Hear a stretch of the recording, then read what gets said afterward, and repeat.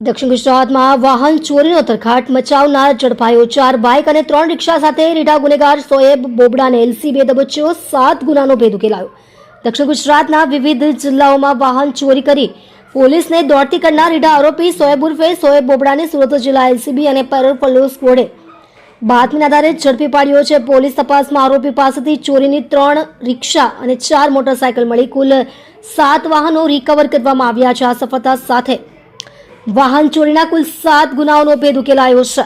સુરત ગ્રામ્ય પોલીસ અધિક્ષક રાજેશ ગઢિયાની સૂચના અને એલસીબી પીઆઈ આરબી ભટોળ તથા પેરોલ સ્ક્વોડના પીઆઈ એનજી પાંચાણીના માર્ગદર્શન હેઠળ પોલીસ ટીમો કાર્યરત હતી। આ દરમિયાન એએસઆઈ રાજદીપ મનસુખભાઈ, નાગજી કરશનભાઈ, ભરતસિંહ જોરુભા અને સ્મિત કુમારને સંયુક્ત બાતમી મળી હતી કે અગાઉ વાહન ચોરીના ગુનાઓમાં સંડોવાયેલ આરોપી સોએબ ઉર્ફે સોએબ બોબડો રહે બારડોલી ચોરીના વાહનો વેચવા માટે Mumbai Ahmedabad national highway number 48 પર આવનાર છે।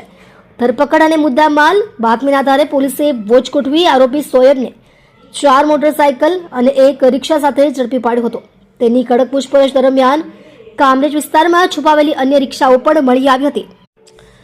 પોલીસ તપાસ મુજબ આરોપીએ પાલોદ, સુરત ગ્રામ્ય, નવસારી ટાઉન, બિલીમોરા, વલસાડ અને પાલેજ પોલીસ સ્ટેશનની હદમાંથી વાહનોની ચોરી કરી હતી। આ તમામ ગુનાઓ ભારતીય ન્યાય સંહિતા 2023 કલમ 303(2) મુજબ નોંધાયેલા છે।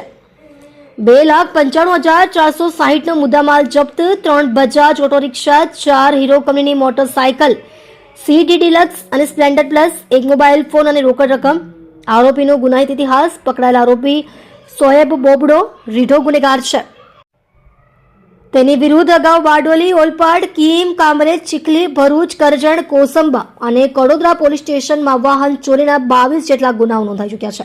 હાલ પોલીસે તમામ મુદ્દામાલ કબજે કરી આરોપી વિરુદ્ધ કાયદેસરની કાર્યવાહી હાથ ધરી છે। તમે જોઈ રહ્યા છો DNY ન્યૂઝ ચેનલ રમન કૌરની સાથે।